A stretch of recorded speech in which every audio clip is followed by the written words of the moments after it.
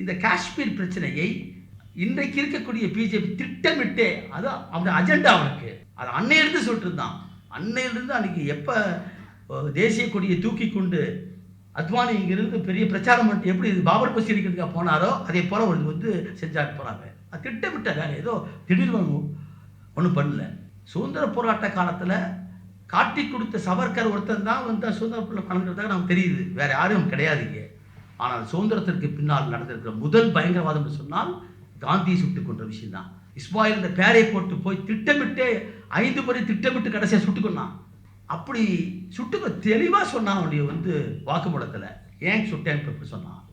அதற்கு பின்னால் பாபர் மசூதி இடிக்கப்பட்டது என்பது ஒரு மிகப்பெரிய வந்து 2வது பயங்கரவாதம். அதையும் இதே சுப்ரீம் கோர்ட்டில் இந்த நீதிபதிகள் சந்திரசூட் உட்பட எனக்கு தெரிஞ்ச வரைக்கும் சந்திரசூட் நான் ஆச்சரியப்பட்டு போனேன். நான் மார்கண்ட கட்சி வந்திருந்தார், இங்கே வந்து நம்ம தமிழ்நாட்டுக்கு வந்திருந்தாங்க. அப்போ வந்து நம்ம அப்பாஸ் கூட பணியாற்ற வழக்கறிஞர் அப்பாஸையும் யூசிப்பையும் சட்டத்தில் கைது பண்ணாங்க. அதை பற்றி கேட்கறதுக்காக கூப்பிட்டுருந்தார். அப்போ தான் போய் பார்த்து அவன்கிட்ட பேசினேன். அப்போ தான் சொன்னார், அவர் வந்து எங்கள் அக்கா பையன் தான் கவர்னு சொன்னார். அவரு காஷ்மீர் படிட்டு தானே வந்து அங்கே போகிறாங்க வந்து. அப்போ பல விஷயம் கேட்டேன். எனக்கு இந்த சந்திரசூட்டுடைய ஜட்ஜ்மெண்ட்லாம் படிக்கிறேங்க. அவர் கொடுத்துருக்கூடிய வந்து பாலியல் எல்ஜிபிடி பற்றிய தீர்ப்போ அல்லது அந்த வந்து ஐயப்பங்களுடைய தீர்ப்போ எல்லாத்தையும் படிக்கிறேன். ரொம்ப ரொம்ப பிரமாதமாக இருக்குது. தனிப்பட்ட முறை ரொம்ப நல்லா இருக்குது. ஆனால் பாபர் மசீதி எப்படி ஒரு ஆளை வந்து ஒரு 400 ஆண்டு காலத்தினுடைய வரலாற்றை, அது அந்த மக்களுக்கான வரலாற்று, எந்த ஒரு இஸ்லாமிய அடிப்படையில் உரு வழிபாட்டை ஏற்றுக்கொள்ளாத எப்பயுமே வந்து அப்படி ஒரு உருவம் கை வச்சுக்கவே மாட்டாங்க. சாதாரண விஷயம் அது. அது நீ எப்படி பார்த்தாலும் சட்டப்படி பார்த்தாலும் கூட ஒரு 12 இயர்ஸ் 30 வருஷம் வந்து சர்க்காராக இருந்தனா 30 ஆண்டு காலம் ஒருத்தன் வந்து open continuous uninterrupted possession and enjoyment of the ப்ராப்பர்ட்டிங்கன்னா the wrong will become a right, is right will be perfect be adverse பொசிஷனா 400 ஆண்டு காலம் ஒரு வரலாற்றை கொண்டிருக்கிறத வந்து செங்கலை தூக்கிட்டு போய் மதவெறி ஏற்படுத்தி திட்டமிட்டு சுப்ரீம் கோர்ட்டில் நான் இடிக்க மாட்டேன்னு சொல்லிட்டு வாக்குறுதி கொடுத்து போட்டு இடித்தானே. இந்த வழக்கில் வந்து தப்பு தான், தப்பு மிகப்பெரிய ஒரு கேவலம் வரி. பிளாக் இந்த டெமோக்ரஸின்னு சொல்ல வார்த்தை எடுத்து போகிறாங்க. ஒரு பெண்ணை பாலியல் வன்கொடுமை செய்கிறான் ஒருத்தன், அது வந்து மிக அயோக்கியத்தனமானது, தவறானதுன்னு சொல்லி போட்டு அந்த பெண்ணையே அவர் திருமணம் செஞ்சு கொடுக்குற மாதிரி பாபர் மசூதி எப்படி சந்திரசூட் செஞ்சான்னு கேட்டாங்க. சந்தேகம் கேட்டேன். அப்போ அவர் சொன்னார், நம்ம தோழர் பாண்டியன் அவர் சொன்னது தான். அடுத்து சீஃப் ஜஸ்டிஸ் ஆகணுமா அவர், அடுத்து அவர் வரப்போறாரு, குறிப்பிட்ட காலம் வரப்போறாரு. அது வரணும்னா இந்த தீர்ப்பு இப்படி அமைன்னு சொன்னாங்க. அதில் பார்த்தீங்கன்னா இப்போ இதில் பார்த்தீங்கன்னா வந்து தீர்ப்பில் பார்த்தீங்கன்னா 5 பேர் யாரான்னு தெரியும், தனித்தனி எழுதியிருக்காங்க பாருங்க. சஞ்சீவ் கண்ணா, அதில் கவுனுடைய தீர்ப்பு தனியான தீர்ப்பு எப்பயுமே. இதில் தெரியும் யார் யார் தீர்ப்பு கன்கரன் தீர்ப்பு எழுதுவாங்க எப்பயுமே. ஐ கன்கர் தி ஜட்மெண்ட் ஆஃப் ஸ்போன்ஸ் எழுதுவாங்க. ஆனால் பாபர் மசூதி தீர்ப்பில் வந்து யாருங்கிற பேரே கிடையாது, சந்திரசூட் எழுதியிருக்காரு. இவர் அப்படி எழுதியிருக்காருன்னு சொன்னால் அப்போ தான் நம்ம வந்து தெரிஞ்சுக்க வேண்டியது யார் பக்கம் இருக்கிறார்கள் இவர்கள் என்பதை. ஆளுகிற கட்சி நம்ம பரந்தாம் தான் ஜெசி பரந்தாம் ஹரிபரந்தாம் சொல்லுவார். பெரும்பான்மை ஆட்சி எங்கே இருக்குதோ அங்கே தான் நிற்பாங்க ஜட்ஜஸ் எல்லாம், ஏன் வச்சுக்கிறேன்னு சொல்லுவார். அதே தான் வந்து இன்றைக்கி வந்து இதில் வந்து வந்திருக்கிற விஷயம். எப்படி அவர் வந்து இவ்வளவு பேசக்கூடியவர், பேசுகிற போது ஒரு சிறுபான்மை பற்றி பேசுகிற போது, தலித்துகளை பற்றி பேசுகிற போது அற்புதமாக பேசுகிறார். அவருடைய ஸ்பீச்சஸ் எல்லாம் வந்து காலேஜஸில் பேசுகிற பார்த்தோன்னா அசந்து போகணும். சிறுபான்மை மக்கள் அப்படிங்களுக்கு தலித் மக்களுக்கு கொடுக்கக்கூடிய உரிமையை பற்றி பேசுகிற போது அவன் அசந்து போகிறான். ஆனால் அடிப்படை கட்டமைப்பாக இருக்கக்கூடிய இந்த பாபர் இந்த வந்து சிறப்பு அந்தஸ்தை நீக்கப்பட்ட விதம், அப்போ இன்றைக்கு இந்தியாவில் மட்டுமல்ல உலகப் புகழ் பெற்று சொல்லக்கூடிய ஃபாலின் அரிமன் அப்படி மகன் ரோஹித் டெல்மன், அதே மாதிரி வந்து மதன் லாக்கூர் போன்றிருக்கிறவர்கள் அன்னைக்கு. அது மட்டுமல்ல, ஸ்ரீநாத் சொல்கிற ஒரு பெரிய ஹிஸ்டாரிக் வந்திருக்கிறார். இந்த சட்டத்தை கொண்டு வந்த போது அவர் பேசின பேச்சு மந்தன் வந்து பாருங்க, வந்து அற்புதமாக இருக்கு அவர் பேச்சு. அன்னைக்கே சொன்னான், அந்த ரொம்ப பிரமாதம் சொன்னான், இப்படி தான் நடக்க போகுதுன்னார். ஐ எம் ஹிஸ்டாரியன், ஆனால் நான் வந்து I quote the past history and how it will go in the future சொன்னான். அவர் சொன்னது தமிழ்நாட்டுக்கார சார்ந்தவர் தான் ஸ்ரீநாத் ராகவன் சொல்லக்கூடியது அற்புதமான பேச்சு. அப்போ ஒட்டுமொத்தமாக இந்தியா ஒரு வெறும் ஃபேசிசம் மட்டுமல்ல, இது கார்ப்பரேட் ஃபேசிசமாக மாறுகிற காட்சியை பார்க்கிறோம். ஆகவே தான் பிளான் பண்ணுறான். முதல்ல இஸ்லாமியில் குறிவே, முதல்ல இஸ்லாமியில் வந்து அவர்களை வந்து வேறுபடுத்தி இந்துன்னு போட்டு விட்டாங்க. அதில் ஏறக்குறைய அவங்க சக்ஸஸ் பண்ணிட்டான் போனாங்க. நாம் நினச்சோம் ராஜஸ்தான்லேயும் மத்திய பிரதேசம் ஜெயிச்சிருவாங்கன்னு நினச்சோம். நடந்தா நம்ம ஆசை தான் போகிறாங்க. யதார்த்தம் அப்படி அல்ல. எங்கே வேணாலும் போதும் உள்ளே போதும் அவனுக்கு வந்து அப்படி பூந்து இன்றைக்கு ரொம்ப அருமையாக சொன்னார். ஒவ்வொரு மாவட்டத்துக்கு தகுந்த மாதிரி எங்கள் மாவட்டத்தில் வந்தால் அங்கே இருக்கிற சாதியில் பார்த்தோம்னா செங்கோட்டையை வந்து அதிமுக, திமுக அமைச்சிருக்காங்க. 2 பேரும் ஒன்று எதில் தலித்தை தாக்கி கேஸ் போட்டதில்லை, வன்கொடுமைக்கு எதிரான கூட்டு இயக்கமாமா. அப்படி ஒன்று அதே ஒரு யுவராஜ் உள்ள தள்ளுறதுக்கே நாங்கள் 3 வருஷம் பாடப்படப்பட்டோம். நூற்றுக்கணக்கான ஊராட்சிகளை உருவாக்குவதற்காக திட்டமிடுறோம். இதுதான் முக்கியமான அந்த இந்து ஃபேசிசம் என்பது, காவி ஃபேசிசம் என்பது இந்துக்களுக்கு இருக்கக்கூடிய அந்த வேறுபாட்டை எப்படி அமிழ்த்து வச்சிருக்காங்க ரொம்ப சிறப்பாக செய்கிறார்கள்.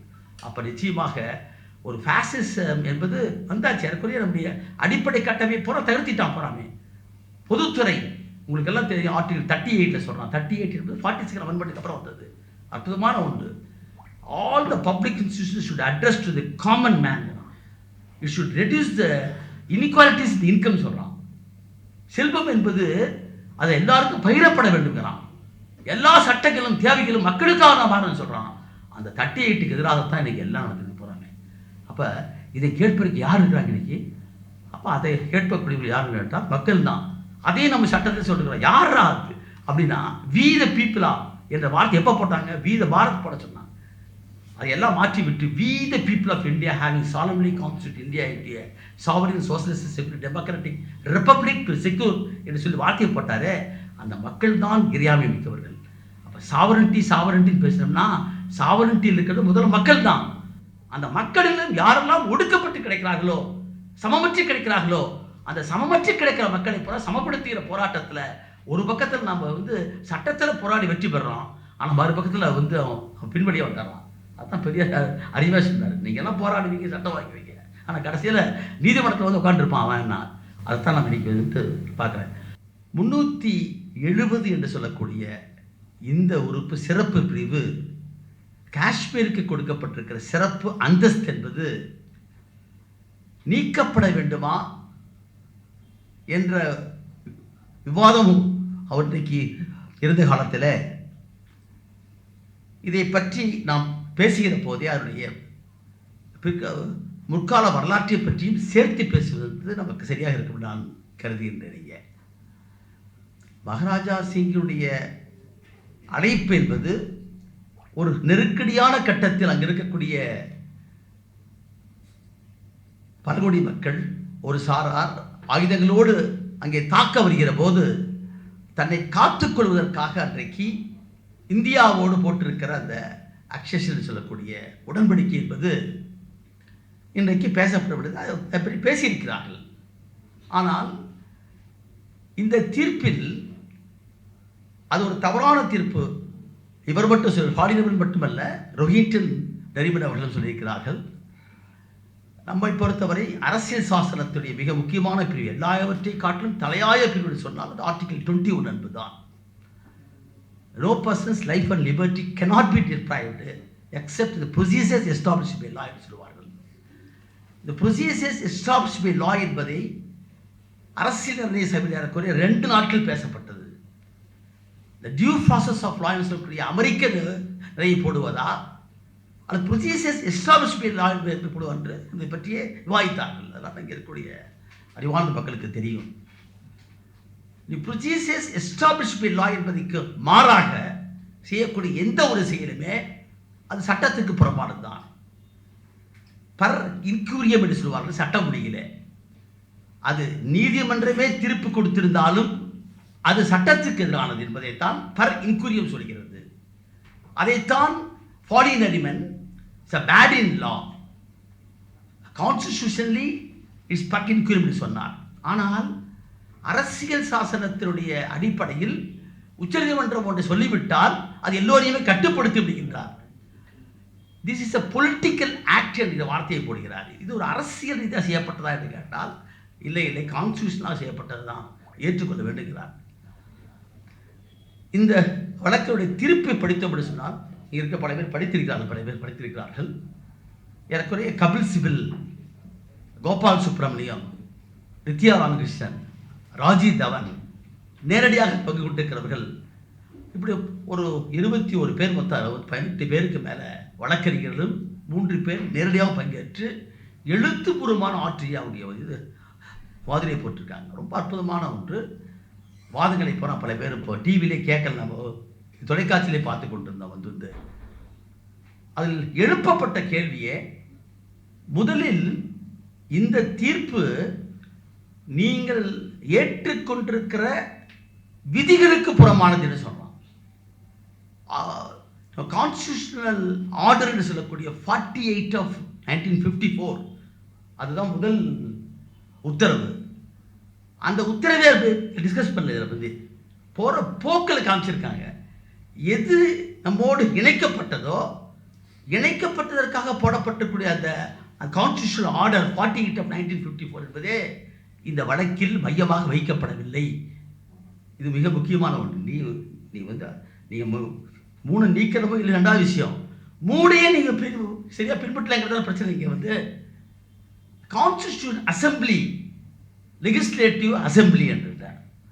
இந்த ரெண்டினுடைய கருத்தை கேட்காமல் ஒரு பிரசிடென்ட் ப்ரொக்ளமைஸ் பண்ண முடியுமா? அந்த மாநிலத்தினுடைய கருத்தை கேட்காமல், தெலுங்கானா பிரிக்கப்பட்டது என்று சொன்னால் அந்த மாநிலத்தினுடைய சட்டசபையில் வந்து விவாதிக்கப்பட்ட கருத்து கேட்கப்பட்டது. ஆனால் இங்கே வந்து மகாராஜாவுடைய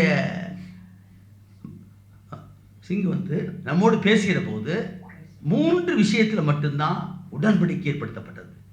நம்ம ஸ்டேட்ஸ் மேலே இங்கே வந்து இங்கே இருக்கக்கூடிய சமஸ்தான்களுக்கு விடுதலை கொடுத்தார்கள். அப்போது இந்தியாவோடு காஷ்மீர் கிடையாது. முதல்ல அடிப்படையிலே வேறுபாடானது. இந்தியாவில் பழங்குடிகள் எந்த காலத்திலும் இந்தியாவோடு கிடையாது. அவர்கள் தான் முதலாக பிரிட்டிஷ் ஏகாதிபத்தியத்தை எடுத்து போராடியவர்கள் இங்கே போறாங்க. அவர்களை திட்டமிட்டு ஒரு வனச்சட்டத்தை கொண்டு வந்து பழங்குடிகளை கொண்டு வந்து சேர்த்தது பிரிட்டிஷ் ஏகாதிபத்தியம் நல்லதுக்காக.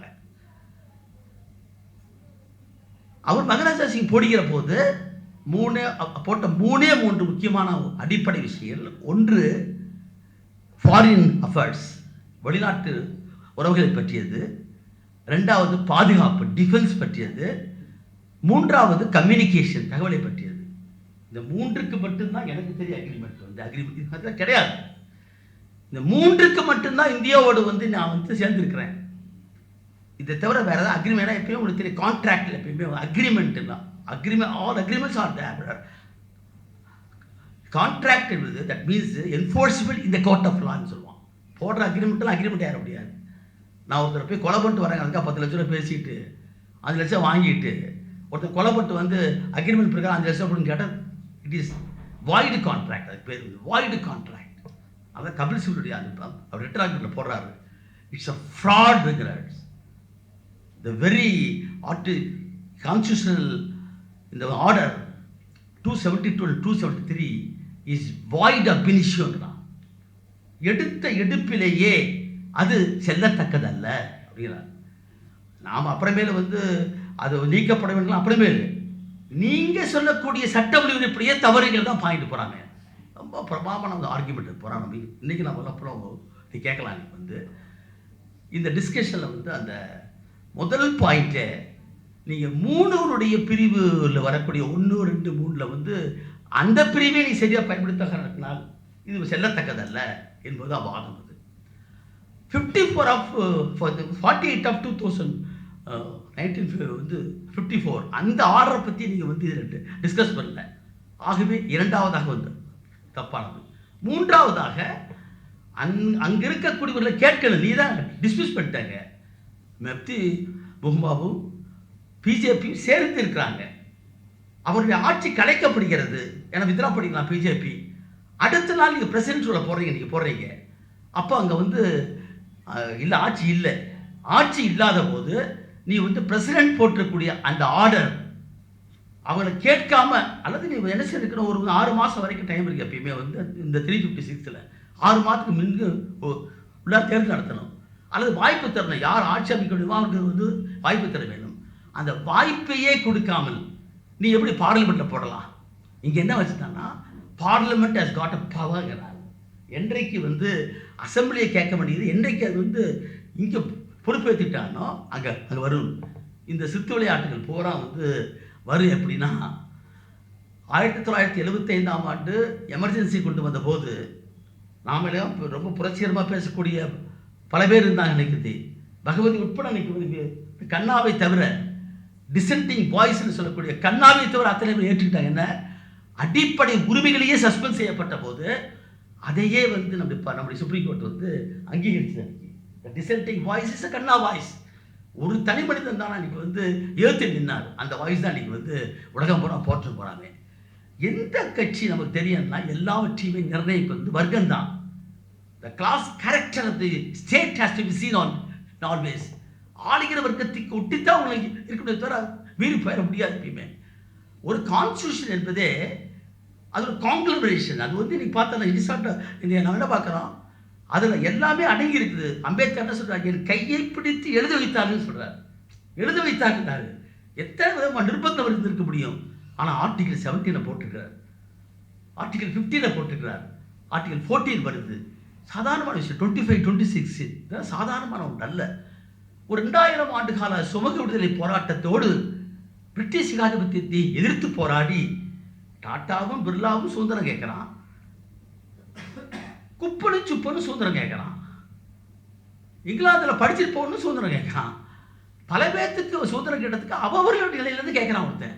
நான் பிரிட்டிஷ் நாட்டிலேருந்து படித்து வந்தேன், அங்கவே படிச்சுட்டு வந்தேன், எனக்கு வேலை இல்லை, ஆகவே எனக்கு வேலை கொடு என்பதற்காகத்தான் உருவாக்கப்பட்டது 1887 காங்கிரஸ் கட்சி. மேன்மதங்கிய மகாராணி அவர்களே, எங்களுக்கு வந்து வேலை வாய்ப்பில் எங்களுக்கு வந்து படிப்பது இதெல்லாம் வந்து இது கொடுத்தா அன்றைக்கி ஆரம்ப பெரும் மனுப்போடுகிற ஒரு அமைப்பு தானே காங்கிரஸ் கட்சி. அது 1919க்கு பின்பு தான் அரசியல் இயக்கமாக பரிணமிக்கிறது. என்றைக்கு உலகத்தில் வந்து Magna Carta, bills of right, French revolution, Russian revolution இவர்களுக்கெல்லாம் பங்கு உண்டு. ஒரு ஒடுக்கப்பட்டிருக்கிற சுரண்டப்பட்டிருக்கிற மக்கள் ஒன்றுபட்டு நின்று லலித் தலைமையில் ஆட்சி அமைத்த பின்னால் சுதந்திரம் வாங்க முடியுமான்னு கேட்டிருந்தான் பல பேர். உழைக்கிற வர்க்கம் ஆட்சியே பிடிக்க முடியும் என்ற ஒரே காட்டப்பட்டால் தான் உலகம் பூரா இருக்கக்கூடிய மக்கள் கிடந்து அவர்களே ஆட்சிக்கு வரும் போது நாம் ஏன் பிறக்க முடியாது, சுதந்திரம் பண்ணதுக்கு பிறப்புரிமைன்னு சொல்லிட்டு வந்தான் பல பேர். எத்தனையோ பேருடைய போராட்டத்தை பூரா பார்க்கிறோம். ஆகவே ஒரு சுதந்திரம் வரைக்கும் நாம் வந்து நடந்திருக்கிற போராட்டத்தில் பல பேர் பிர்லாவுக்கு என்ன வேணும், டாட்டாவுக்கு என்ன ஆசை, எதுக்கட நீ சொல்ற எங்கள் நாட்டில் பாம்பேயில் விளையக்கூடிய பருத்தி குழுப்பி மான்செஸ்டரில் வந்து நீ வந்து பருத்தி ஆக்கி கொண்டு வந்து இங்கே வைக்கிற நீ வந்து நான் முதலாளி இங்கிருந்து நீ அப்புறம் வரலான்னு கேட்குறான். அவன் கேட்ட சுதந்திரம் வந்து அவன் சொல்கிறதுக்கு, குப்பதி கேட்குற சுதந்திரம் வந்து எனக்கு சோத்துக்கு வேணும்னா மனுஷனாக மதிக்க மாட்டேங்கிறான் பல பேர். அவன் போட்டு அவன் கேட்குறான். ஒவ்வொருத்தருக்கும் ஒரு வந்து இவைகளை எல்லாம் ஒன்றுபடுத்தி இருந்தது தான் அன்றைக்கு காங்கிரஸ் வந்து மகாத்மா காந்தி தலைமையில் இருந்த அந்த போராட்டம் என்பது. அவரோடு சேர்ந்து கம்யூனிஸ்டுகள், பகத்சிங், காதர் பார்ட்டி காட்ட எல்லாமே பார்க்குறப்போ பல பேர் போராட்டம் போகிறப்போ சேர்ந்துட்டு போகிறாங்க. சுதந்திரம்ங்கிற இலக்கை வைத்து இருக்கிற போதே எந்த அம்பேத்கரை பம்பாயில் இருக்கிற தொழிலாளிகள் தோற்கடித்தார்கள் அங்கே. ஆனால் அவரை கொண்டு போய் இஸ்லாமிய மக்கள் தான் மேற்குவங்கத்தில் ஜெயிக்க வச்சு கொண்டு வந்தாங்க. எந்த பூனா பேக்டை போட்டு எரவாடா ஜெயிலில் போய் உண்ணாவிரதம் இருக்கக்கூடிய காந்தியோடு உட்காந்து பேச்சுவார்த்தை நடத்தி பூனா பேக்டை இரட்டை வாக்குரிமைக்கு எதிராக ஒரு பூனா பேக்டை போட்டார். அது வரைக்கும் வந்து காந்திக்கு வந்து இந்த நாட்டில் இருக்கக்கூடிய உழைக்கிற மக்கள், அதுவும் அவங்க குடிப்பாங்க தலித்துகளை தெரியுமா அவருக்கு. அப்புறம் செட்டியார் வந்து வியாபாரத்துக்காக படிக்க போனவர் வந்தார். 20 வருஷம் போய் சவுத் ஆப்பிரிக்காவில் போய் ஒரு வைக்கிற வேலை பார்க்குறாரு. அங்கே தான் அவருக்கு தெரியுது தானே அந்த நிறவரிக்கு உட்படுத்தப்படுகிற பொழுது தான் அவனுக்கு தெரியுது என்ன அப்பார்ட்டின்னா என்னன்னு தெரியுது. ஃபர்ஸ்ட் கிளாஸில் பணம் கொடுத்து போகிறார், தூக்கி வெளியே போடுறான். பாலமுருகன் என்ற தொழிலாளிகளால் தான் அவருக்கு முதல்ல தொழிலாளிகளில் படக்கூடிய துன்பம் தெரியுது போகிறாங்க. கல்யாணி வள்ளியமைப்பை கொண்டு தான் அவருக்கு வந்து தமிழத்தை கற்றுக்கிறார். டாக் சாய் மட்டும் மாத்தான் உலகத்தை அப்புறம் படிக்கிறான். அங்கிருந்து இங்கே வந்த பின்னால் மதுரைக்கு வந்து தான் தெரியுது கோமனம் கட்டி இருக்கிறலாம் யாரானா கோமனம் தான் அவன் உடையாங்கிற விஷயம் அப்புறம் தான் அவருக்கு தெரியுது. ஆகவே அதையும் சேர்த்து ஒரு காலத்தில் சனாதனத்தை ஏற்றுக்கொண்டிருந்தவர் சாதி ஒழிப்பை பற்றி பேசலை, தீண்டாமை பற்றி தான் பேசினார் அவர். ஆனால் காலப்போக்கில் கடைசியில் வந்து நிற்கிற போது வந்து அவர் இந்த சபர்மதி ஆசிரமத்தில் வேலை செய்தவனுக்கு தான் அங்கே வந்து உணர்வு நேரே வந்தாலும் சரி, எல்லாவற்றை காட்டிலும் மிக மிக முக்கியமானது அற்புதமாக சொன்னார் பாண்டியன் சொன்னார், தொடர்பாண்டி சொன்னார். கோட்ஸே வந்து நீதிமன்றத்தில் வந்து வைத்த 350 கொஸ்டின்ஸில் வந்து ஒன்று கீதையை படித்தேன் காந்தியை சுட்டேன்னு சொல்கிறான். சாதாரண அர்த்தம் கிடையாது, ரொம்ப தெளிவாக சொன்னான். கீதையை படித்தேன் காந்தியை சுட்டேன்கிறான். அருமையாக சொன்ன வர்ணத்தை உண்டாக்க முடியாது, வர்ணத்தை உண்டு செய்தவன் கடவுள் கிருஷ்ணன் அவனே சொல்கிறான். வர்ணங்களை படைத்தவன் நான்கிறான். செடியும் நானே, கொடியும் நானே, கொள்ளுவும் நானே, கொல்லப்படுவோம் நானே, வர்ணங்களை படைத்தவன் நானே சொல்ற போது கடவுள் படைத்திருக்கிற வர்ணத்தை மனுஷன் எப்படி அவங்க உடைக்க முடியும்? அங்கே சபரம ஹாஸ்டலில் அன்றைக்கி வைக்கிறாங்க. இன்றைக்கி நம்ம வந்து 2014 இன்றைக்கி வந்து ஆக்ட் வந்தாச்சு, மனித குலத்தை மனிதன் அண்டக்கூடாதுன்னு சொல்லி சில சட்டம் வந்தாச்சு, நடைமுறைக்கு வராது. அது 10,000 பேர் போடக்கூடிய மாநாடுகளில் யார் எடுக்கிறா? தலித் தொழிலாளி தான் போய் செய்வாங்க. வந்து ரயில்வே ஸ்டேஷனில் யார் எடுக்கிறா? அவங்க தான் செய்வாங்க. இன்றைக்கி அவர் சார மாற்ற முடியாது. அதுக்கு ஒரு மென்டல் ஸ்டேட், அந்த மனநிலை மாற்றப்பட வேண்டுகிறான். It's an attitude, it's a disease. கற்பிக்கப்பட்டிருக்கிற அந்த மனநிலையை மாற்றாதான் முடிகிறான். அன்றைக்கு அவன் சொன்னான், சொன்னான், அவன் மனத்தை தூக்கி அவன் போடுறான்னு சொல்லிட்டார். முடிஞ்சு போயிடுச்சு. அவன் மனத்தை தூக்கி அங்கே போடுறான்ட்டான். அப்போ அப்படி எல்லாவற்றையும் சேர்த்து நான் பார்க்க சொல்கிறேன். It is not a homogeneous, it's heterogeneous. Indian society என்பது சாதாரணமான ஒன்று அல்ல. 80 ஆண்டுகால சோவியத் ரஷ்யா வீழ்ந்து போனது ஏன்? ரைட் டு செசீட் கொடுத்தாங்க, லெனின் கொடுத்தார். தேசியங்களை பற்றி லெனினும் ஸ்டாலினும் பேசாததான். இங்கே கூட அற்புதமான பொருளுக்கெல்லாம் தெரியும், நிறைய படிச்சிருக்கக்கூடிய தோழர்கள் போகிறாங்க. ரைட் டு செசீட், நீ விரும்பினா நீ பிரிஞ்சு போகலாம் என்று சொல்லியிருக்கக்கூடிய இடத்துலையே கம்யூனிஸ்ட் கட்சி ஆளுகிற இடத்துல ஏன் போச்சு? கம்யூனிஸ்ட் கட்சி ஆளுக போச்சு. நடைமுறைக்கு வரும்போது அதெல்லாம் இல்லை. மக்களிடமிருந்து நாம் கற்றுக்கொண்டு மக்கள் எடுக்கிற முடிவுக்கு ஒரு கட்சி தலைவராக தவிர கட்சி சொல்றதுக்கு கேட்டாலும் அப்படிதான் போக போறாங்க. அங்கேயே அப்படி போயிடுச்சு, இங்க அப்படி இல்லை. உருவாச்சு, ஒரு கான்ஸ்டியூஷன் உருவாக்கிட்டான், அவர் கூட்டத்துக்கு வச்சாச்சு. அவரு எல்லாம் பேசி எல்லா governor should be elected with the people சொன்னாரு. அசம்பிளியில் பேசியிருக்காங்க. இன்னைக்கு நான் பேசுற டிஸ்கஷன் பண்றேமே, கவர்னர் மக்களால் தேர்ந்தெடுக்கப்பட வேண்டும். நல்லவே அதை வந்து எடுத்தாங்க அன்னைக்கு. இப்போ என்ன சொல்றாங்க வந்து தீர்ப்பில், நம்ம இவரு சொல்றாரு வந்து நரிமன் சொல்றாரு, ரொம்ப அருமையாக சொல்லியிருக்காரு. அவர்கள் வந்து independent, they should be free and independent. Their appointment should be independent from affiliation சொல்றாரு அன்னைக்கு. ஆனால் அசம்பிளியில் பூரா பேசிக்கிறேன், அப்படி கான்ஸ்டியூஷன் அசம்பிளியில் பூரா பேசியிருக்காங்க போறாமே. நான் எல்லாம் சொல்றதுக்கு காரணம், இந்த தீர்ப்புக்குள்ளே போய் பேசுவது நீ தோல்ல பூரா படிச்சிருக்கீங்க. இந்த தீர்ப்பு சட்ட வரைபடி விதிமுறைகளின் படியே ஏற்றுக்கொண்டிருக்கிற விதிமுறைகளுக்கு அப்பாற்பட்டது என்பதை மிக தெளிவாக சொல்லியிருக்காங்க. நீ வந்து என்ன சொல்லிருக்கணும் வந்து பார்லிமெண்ட்டு டிபேட்டுக்கு யாருக்கு வந்து இதே தள்ளியாங்க 2 நாளில் முடிக்கிறாங்க. 2 நாளில் ராஜ்யசபா பாஸ் பண்ணுறான், இங்கே பாஸ் பண்ணுறாங்க போகிறாங்க. நீ வந்து அங்கே சட்டசபையோ கான்ஸ்டியூஷன் அசம்பிளியோ அவர்களுக்கு வாய்ப்பு கொடுத்து அங்கே கருத்தை கேட்டு தான் செஞ்சிருக்க வேண்டும். அப்படி செய்யவில்லை என்று சொன்னால் இது வந்து சட்டத்துக்கு எதிரானது, அரசியல் சாசனத்துக்கு அடிப்படைக்கு விரோதமானது. ஏன்னு கேட்டால் மீதா பாடி ரொம்ப வந்து அற்புதமாக சொன்னார். ஃபெடரலிசம் சொன்னார். ஃபெடரலிசம் என்பது அது பேசிக் ஸ்ட்ரக்சராக இருந்ததுன்னா, அப்படி Kesavananda Bharati versus state of கேரளாவில் இருக்கக்கூடிய 13 தீர்ப்பு என்பது it's a march of law. அரசியல் சாசனம் உருவாக்கப்பட்ட அந்த முகப்புரை நம்முடைய இலக்கு என்னன்னு சொல்லியாச்சு, அடிப்படை உரிமையை பற்றி 3வது சொல்லியாச்சு, டிரெக்டிவ் பிரின்சிபிள்ஸ் கோல் எப்படி போகணும்னு சொல்லியாச்சு, யூனியன் ஸ்டேட்ஸு எல்லாத்தை பற்றி வந்தாச்சு போகிறாங்க. இல்லை அப்படி வருகிற போது அது அடிப்படை கட்டமைப்புக்கு எதிராக ஒரு சட்டத்தை நீ பாஸ் பண்ண முடியாது. ஆர்டிகல் 368 பிரகாரம் வந்து parliament has got a power to amend the constitution. It should be amended according to changes of the society. மாற்றப்பட தப்பு கிடையாது. ஆனாலும் கூட அரசியல் சாசனத்துடைய அடிப்படை கட்டமைப்பாக இருக்கக்கூடிய ஃபெடரலிசத்தை பற்றியோ அல்லது சாவரிட்டி, நான் என்ன சொல்றேன், இன்னைக்கு இருக்கக்கூடிய கூட்டாட்சி தத்துவம், முடிவுகளுக்கு அந்தந்த மாநிலக்கூடிய சிறப்பு அந்தஸ்து, ஜுடிஷியல் ரிவ்யூ, அடிப்படை உரிமைகள், இவைகள் எல்லாம் வந்து மாற்றப்பட முடியாதவைகள் என்று ஏற்கனவே தீர்ப்பளிச்சாச்சு. ஆனால் என்ன நான் பார்க்கணும்னா, அந்த பேசிக் ஸ்ட்ரக்சர்லையும் இன்னும் ரொம்ப குறிப்பாக மிக ஸ்தூலமாக இதுதான் போட்டு சொல்லப்படல. ஒன்று சொல்லிருக்கானே தவிர அப்போ இல்லை காஷ்மீரை பற்றியும் அதெல்லாம் வந்து வந்திருக்க வேணும். இப்போ இது வரைக்கும் வந்து தீர்ப்புகள் போட வந்திருக்க வேணும். ஏற்கனவே 2 தீர்ப்பு வந்திருக்குது. அந்த தீர்ப்பு தான் டிஸ்கஸ் பண்ண. ஒரு தீர்ப்பு வந்து ஏற்கனவே சேலஞ்ச் பண்ணுறாங்க. அப்புறம் இது இந்த 370 என்பது பர்மனன்ட் நேச்சரா, நிரந்தர தன்மை கொண்டதா, இடைக்காலமானதா என்று 2 விதமான தீர்ப்பு 2 எடுத்திருக்காங்க. பிரேம்நாத் உடைய தீர்ப்பு எடுத்திருக்காங்க, மொத்தம் எடுத்திருக்காங்க. இவருடைய வாதம் என்ன? இப்ப இந்த 370 கொடுக்கப்பட்ட காரணத்தால் தான் அங்கே பயங்கரவாதம் தோன்றியது, வன்முறை தோன்றியது, அங்க இருக்கக்கூடிய கிராஸ் பார்டர் டெரரிசம் வந்தது, இப்படி எல்லாம் வந்து சொல்லி, ஆகவே இந்த வன்முறைக்கு முற்றுப்புள்ளி வைக்கணும், அது இந்தியாவுடைய ஒரு பார்ட் என்பது ஏற்கனவே முடிவாகி விட்டதுன்னு சொல்லி தான் பிஜேபி ஆரம்பிக்கலாம். இன்றைக்கு நான் இந்த தீர்ப்பினுடைய வில்லுக்குள்ளே போகாமல் எனக்கு கொடுக்கப்பட்ட தீர்ப்பின் அடிப்படையில் எனக்கு கொடுக்கப்பட்ட நேரத்தில் நான் முடிக்க விரும்புகிறேன். மிக முக்கியமான ஒன்று என்னவென்றால், இன்றைக்கு ஏற்பட்டிருக்கிற ஆபத்து என்பது சாதாரணமான ஒன்று அல்ல. பாலஸ்தீனத்துக்குள்ளார ஏற்பட்டுள்ள நெருக்கடிகள், அதை சரியாக புரிஞ்சிட்டோம்னா அங்கே அந்த மண்ணுக்கு சொந்தக்காரர்களை, வெஸ்ட் பேங்க் காசாவுக்கு சொந்தக்காரர்களை ஏறக்குறைய 20,000 பேர், 4,000 குழந்தைகள் விட்டு கொல்லப்பட்டிருக்காங்க. It's a crime against humanity. It's a war crime. மனிதகுலத்துக்கு எதிரான மிகப்பெரிய ஒரு கொடுமை. நான் பார்த்து ஈழத்தில் பார்த்ததை போல ஒரு கொடுமையான ஒரு விஷயம் போகிறான் நடத்திட்டே இருக்கிறான் போகிறாங்க. ஹமாஸ் இன்னைக்கு அதை எதிர்கொண்டு கொண்டிருக்கிறார்கள். எந்த அமெரிக்காவும், எந்த நெதர்லாண்ட்ஸ், எந்த இங்கிலாந்து தலைமையில் இருக்கிறவங்க இருக்கிற ஆட்சிக்காரர் இருக்கிறான். ஆனால் மக்கள் இன்னைக்கு உலகம் பூரா பாராட்டுறான் போகிறாங்க.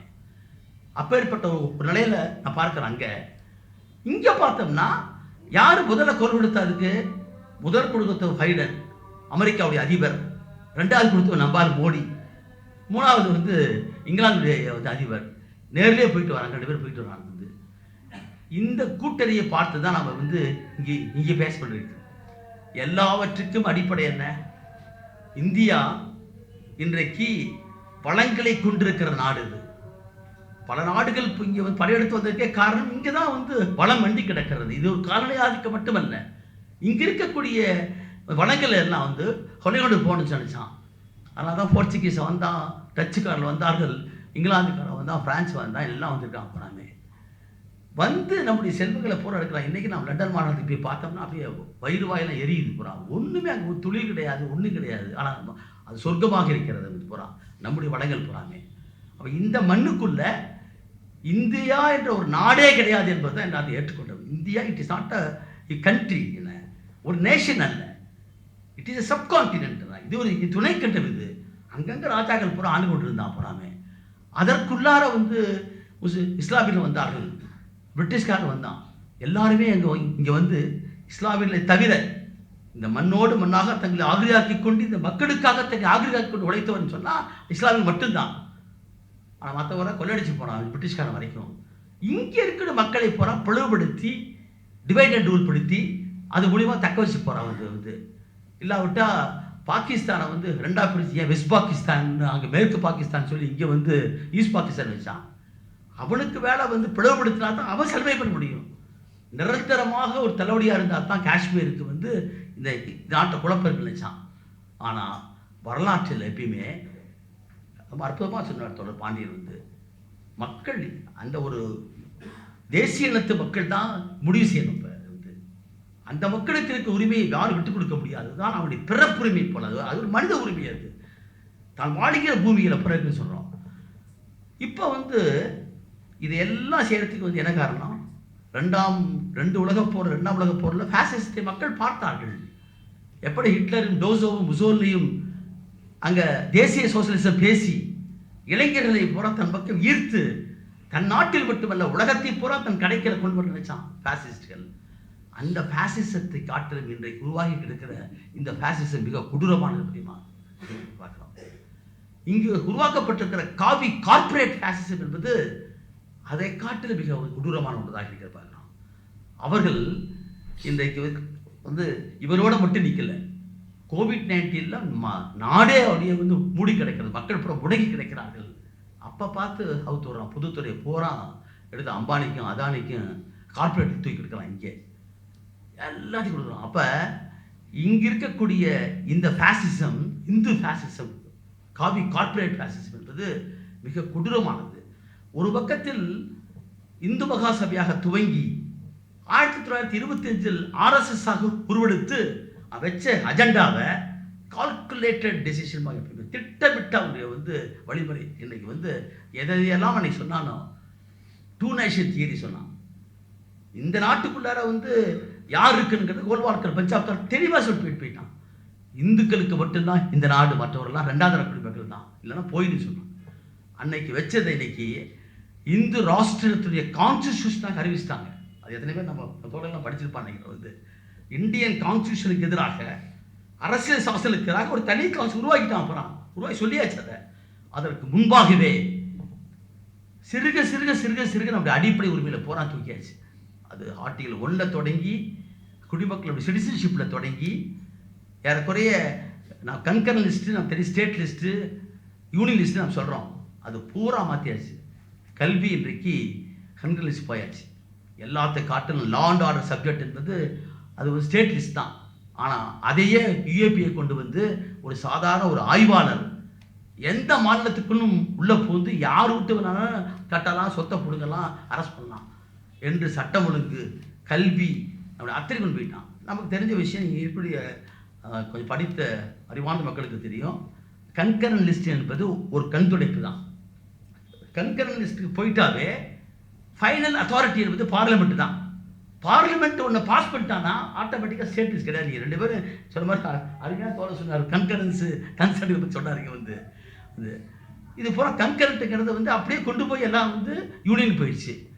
இது சேர்த்த முடியாது இருந்த ஒன்று என்பது காஷ்மீர் தான். அதில் தொடர் பாண்டியன் சார் பெருமை அருமையாக சொன்னார். வந்து சொத்துரிமை என்பதை பற்றி ஏன் வச்சாங்கிறத பற்றி டிஸ்கஷன் வருது. ஏன் வச்சு இன்றைக்கி நம்ம வந்து 7 வடகிழக்கு மாநிலங்களுக்குரிய இருக்கும்போது ஆபத்து வந்தாச்சுங்கிறத எல்லாம் பேசுகிறோம். இன்றைக்கி வந்து வடகிழக்கு மாநிலங்களில் வந்து இன்றைக்கி அசாம் நடக்கக்கூடிய போராட்டம், மணிப்பூர் போராட்டம், மலைகள் என்பது, வனங்கள் என்பது, அந்த மலையிலே வாழ்ந்து கொண்டிருக்கக்கூடிய பழங்குடிகளுக்கு படுத்த சொந்தமானது என்பது எல்லாருக்கும் தெரிஞ்சும். கோதாவரி பேரடர்ஸ் union of India 1980 supreme court அது தொடர்ந்து 5 ஜட்ஜ்மெண்ட் திருப்புறாங்க. முறையாக சுப்ரீம் கோர்ட் கேட்குது, what is the meaning of ஃபாரஸ்ட்னு கேட்கலாம். வனம் என்றால் என்ன என்ற கேள்வி சுப்ரீம் கோர்ட் கேட்டபோது நம்ம ஆளுங்க போய் ஆக்ஸ்போர்ட் டிக்ஷனரி தொடர்றாங்க போகிறாங்க பார்க்கலாம். வனம் என்பது அங்கே இருக்கிற காடு மேடு, மலைகள், செடிகள், வனங்கள் அங்கக்கூடிய மிருகங்கள் மட்டுமல்ல, அந்த வனத்திலே வாழ்ந்து கொண்டு வனத்தை காப்பாற்றி கொண்டிருக்கிற பழங்குடிகளுக்கு சொந்தமானது. அவனும் அதோடு சேர்ந்து இருக்கிறவன் சொன்னான். ஆகவே தான் 2006ஆம் ஆண்டு சட்டத்தில் வந்து பழங்குடிகளுக்கு என்று அது ஒரு உரிமை கொடுத்தான். செட்டில்மெண்ட் ஃபாரஸ்ட் தான் அவன் சொந்தமானது. அவன் சிறு ப்ராடக்ட்ஸில் போய் எடுத்துக்கலாம் போகிறாமே. இன்றைக்கு அதையும் தூக்கியாச்சு போகிறாமே. அப்போ ஏற்கனவே ஒரு பெரிய திட்டமிட்டதில் சேர்ந்து விட்டான். எப்போதுமே நிலப்பிரபுத்துவம் ஏகாதிபத்தியம் கைகோர்த்து கொண்டு இருக்கும் என்பது எல்லாரும் தெரிஞ்ச விஷயம். இண்டஸ்ட்ரியல் கேபிட்டல் என்பதோடு சேர்ந்து ஃபினான்ஸ் கேபிட்டல் சேர்ந்துங்கிறது வந்து நான் பார்க்குறோம். இது ரெண்டும் சேர்த்து போகிற போது தான் ஃபேசிசம் உருவாகிறத பார்க்குறோம். லெனினுடைய காலம், மார்க்ஸ் வாழ்ந்த காலத்தில் வந்து முதலாளித்துவம் துளித்து கொண்டு வளர்ந்து கொண்டிருந்த காலம் இது. அதே முதலாளித்துவம் உச்சகட்டத்தை அடைந்த போது அது ஏகாதிபத்தியம் என்று சொன்னார் லெனின் போறாமே. முதலாளித்துவத்துடைய the moribund stage of capitalism is the fascism சொன்னார். அது எல்லாவற்றையும் தூக்கி எறிந்துவிட்டு ஈவிரக்கம் இல்லாமல் நாடுகளையும் மக்களையும் கொன்று நம்ம நடத்தி கொள்ளப்படுமா. அதற்கான தொடக்கத்தை ஃபேசிஸ்டில் அன்றைக்கு ஏற்படுத்தினார்கள்.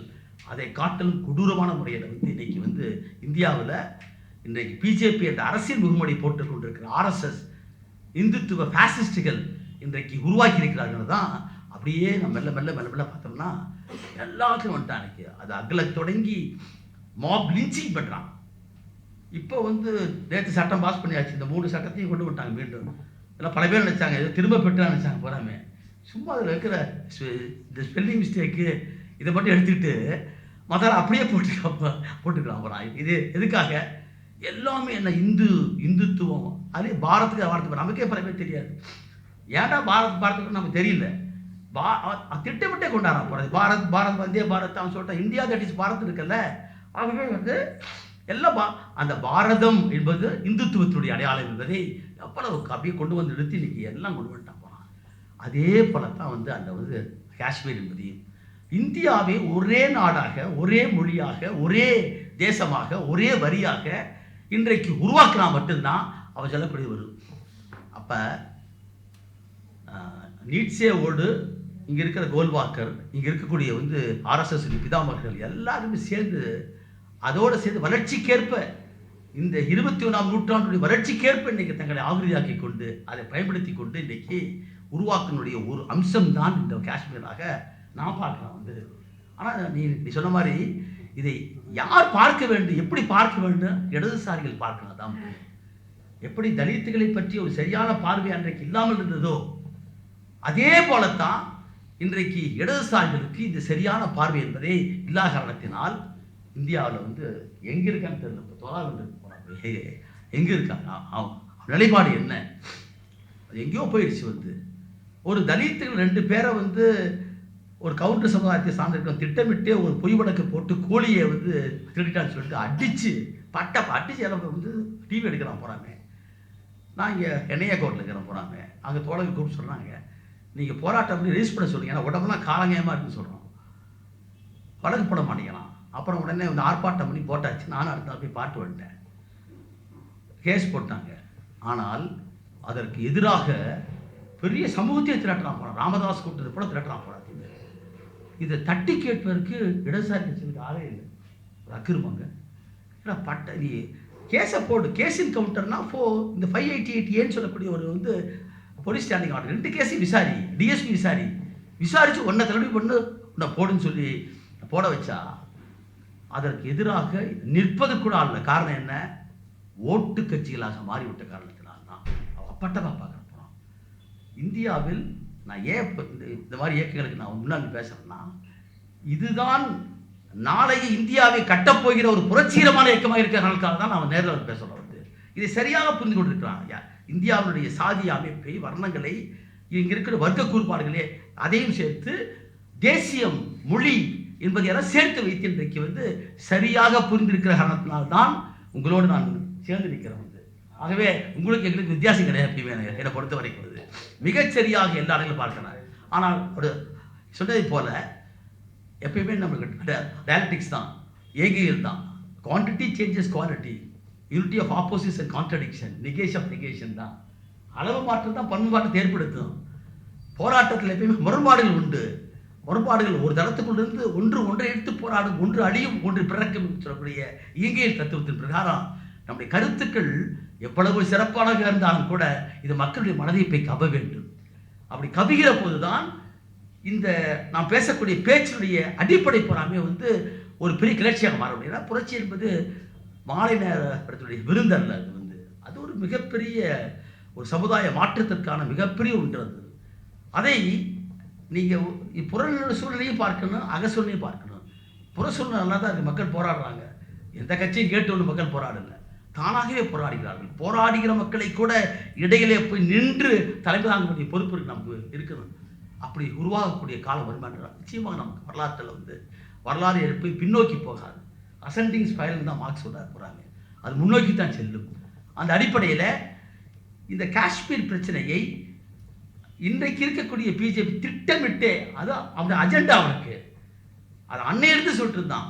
அன்னையிலிருந்து அன்றைக்கி எப்போ தேசிய கொடியை தூக்கி கொண்டு அத்வானி இங்கிருந்து பெரிய பிரச்சாரம் பண்ணிட்டு எப்படி பாபர் மசூதி இருக்கிறதுக்காக போனாரோ அதே போல் ஒரு வந்து செஞ்சாங்க போகிறாங்க. அது திட்டமிட்ட வேலை. ஏதோ திடீர்னு ஒன்றும் பண்ணல. சுதந்திர போராட்ட காலத்தில் காட்டி கொடுத்த சவர்கர் ஒருத்தன் தான் வந்து சுதந்திர கலந்துக்கிறதாக நமக்கு தெரியுது. வேறு யாரும் கிடையாது இங்கே. ஆனால் சுதந்திரத்திற்கு பின்னால் நடந்திருக்கிற முதல் பயங்கரவாதம் சொன்னால் காந்தி சுட்டுக் கொண்ட விஷயம்தான். இஸ்மாயில் இந்த பேரை போட்டு போய் திட்டமிட்டு 5 முறை திட்டமிட்டு கடைசியாக சுட்டுக்கொண்டான். அப்படி சுட்டுக்க தெளிவாக சொன்னான் அவனுடைய வந்து வாக்குமூலத்தில். ஏன் சுட்டேன் எப்படி சொன்னான். அதற்கு பின்னால் பாபர் மசூதி இடிக்கப்பட்டு என்பது ஒரு மிகப்பெரிய வந்து 2வது பயங்கரவாதம். இது அதையும் இதே சுப்ரீம் கோர்ட்டில் இந்த நீதிபதிகள் சந்திரசூட் உட்பட எனக்கு தெரிஞ்ச வரைக்கும் சந்திரசூட் 2 நாள் போகிறாங்க. ஆச்சரியப்பட்டு போனேன் நான். மார்கண்ட கட்சி வந்திருந்தார், இங்கே வந்து நம்ம தமிழ்நாட்டுக்கு வந்திருந்தாங்க.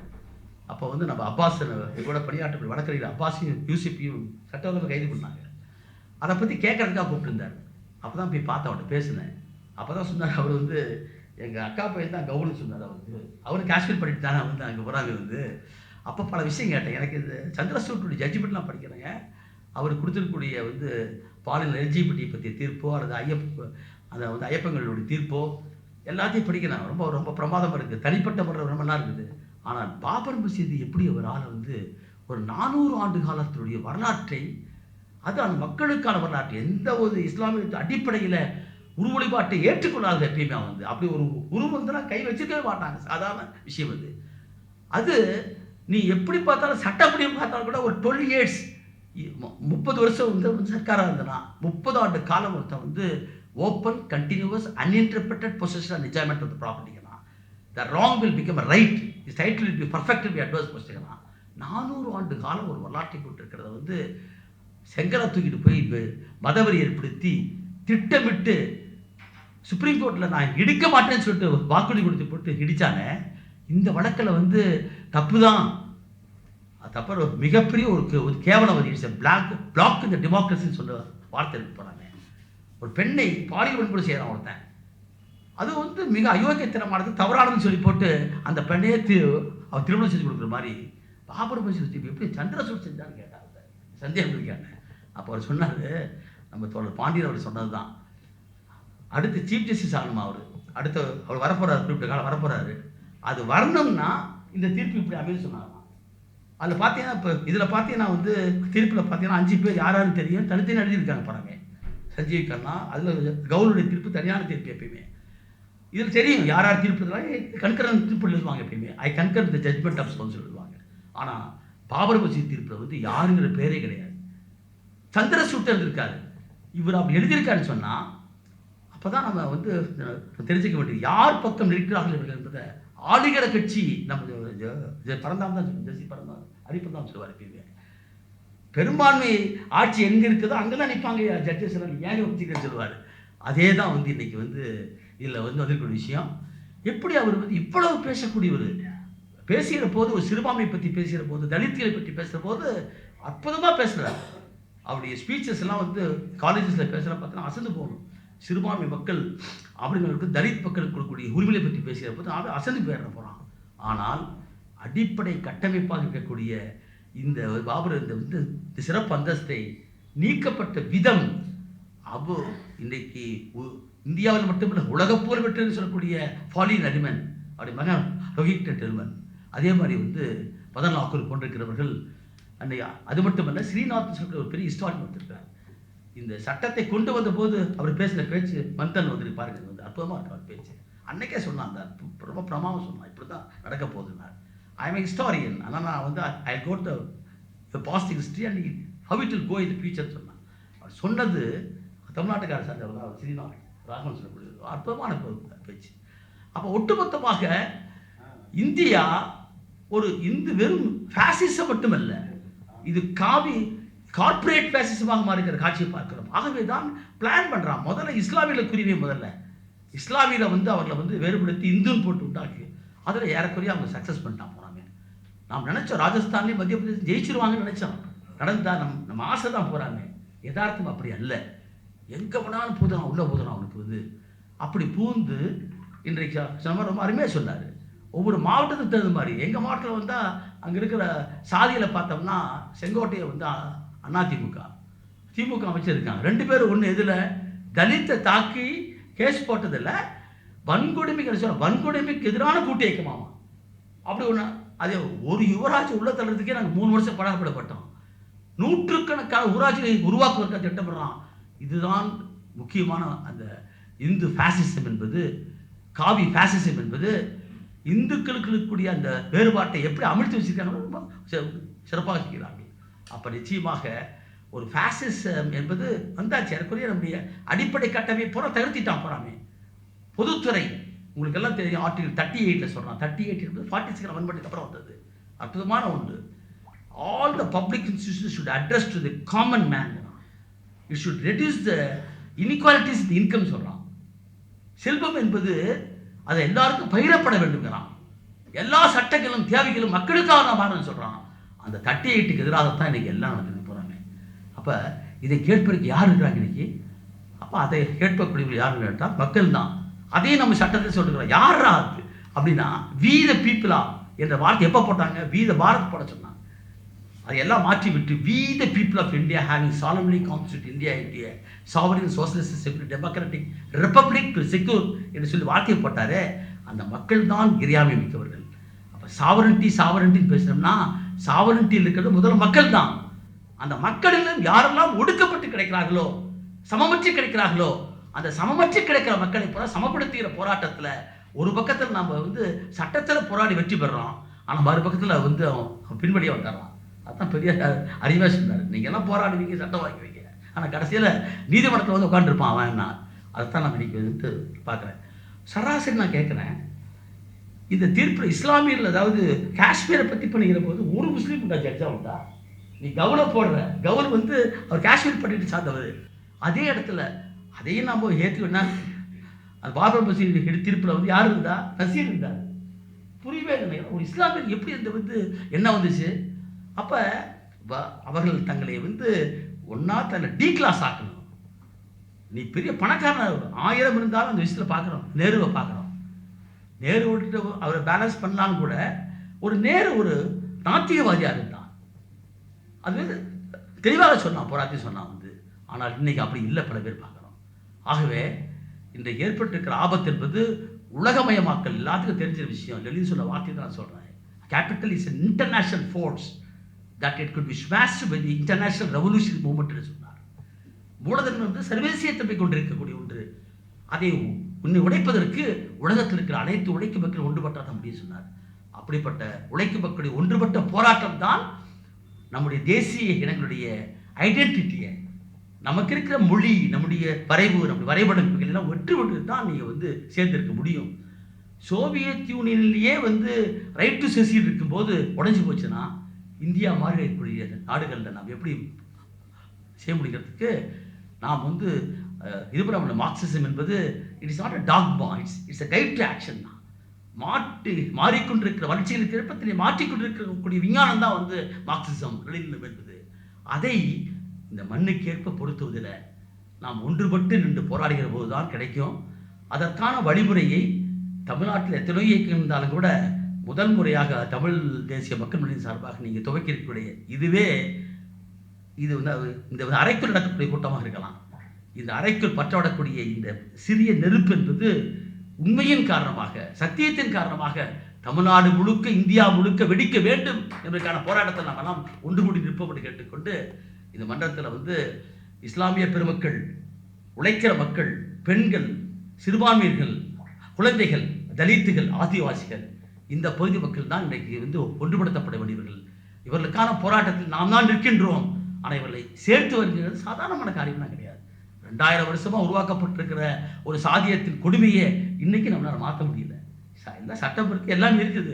மனோனுடைய சொல்கிறான், நீ என்றைக்கு வந்து அகமணமுறையை ஒழித்து பிறப்பால் ஏற்றத்தாழ்வை உடைத்து இன்னைக்கு இருக்கிற எல்லா விதமான அந்த சடங்குகள், ஜாதகங்கள் பூரா உடைச்சாத்தான் சாதி ஒழியும் என்று சொன்னாரோ, அதே போல பலம் வாய்ந்திருக்கக்கூடிய கார்பரேட்டுகளை, அவருடைய ஊடகங்களை எல்லாம் எதிர்க்கக்கூடிய வலிமை என்பது உழைக்கிற மக்களுக்கும் அதோடு ஒற்றிருக்கிற அனைத்து மக்களுக்கும் உண்டு. ஆனாலும் கூட யானைக்கு எப்படி தன் பலம் தெரியாதோ, சர்க்கஸ் கூடாரத்துக்குள்ள வந்து யானை ஒரு 4 மனிதனுக்கு முன்னால் வந்து டான்ஸ் போடுது வந்து, அதே யானைக்கு மதம் பிடித்தால் சர்க்கஸ் கூடாரம் மட்டுமல்ல மக்கள் நடுகிறாள். அதே போல் யானை பலம் கொண்டிருக்கக்கூடிய உழைக்கிற வர்க்கம் அடக்கப்பட்டிருக்கிற ஒடுக்கப்பட்ட மக்களையும் இணைத்து கொண்டு, அதே சமயத்தில் அந்தந்த மொழிவழி தேசிய இனங்களையும் இணைத்து அவர்களுக்கு கொடுக்கக்கூடிய சம உரிமையை கொடுத்து உண்டாக்கிற போதுதான் அது கொஞ்சம் காலம் பிடிக்கும். ஆனாலும் கூட ஐடியாலஜின்னு சொல்கிறார். என்னுடைய வார்த்தையை நான் சொல்லி முடிக்க ஆசைப்படுறேன். An idea will become a material force but gives a minds of the people என்று சொல்கிறார். ஒரு கருத்து எப்போது பௌதிக சித்தமான என்று கேட்டால் அது மக்களுடைய மனதை போய் கவ வேண்டும். அப்படி கவிகிற போது நிச்சயமாக மாறும். இன்றைக்கு விஞ்ஞானம், தொழில்நுட்பம் வளர்ந்திருக்கிற காலத்தில் அதை சுரண்டக்கூடிய கூட்டம் பயன்படுத்துகிறான். அதையே உழைக்கிற மக்கள் பயன்படுத்த தொடங்கினால் நிச்சயமாக இந்தியாவிலே தேசிய இனங்கள் தன்னுடைய அடிப்படைகளை விட்டுக் கொடுக்காமல் ஒரு கூட்டாட்சி உருவாக்குறதுக்கு முயற்சி பண்ணலாம் என்று சொல்லிக்கொண்டு இந்த வாய்ப்பை கொடுத்து நன்றி.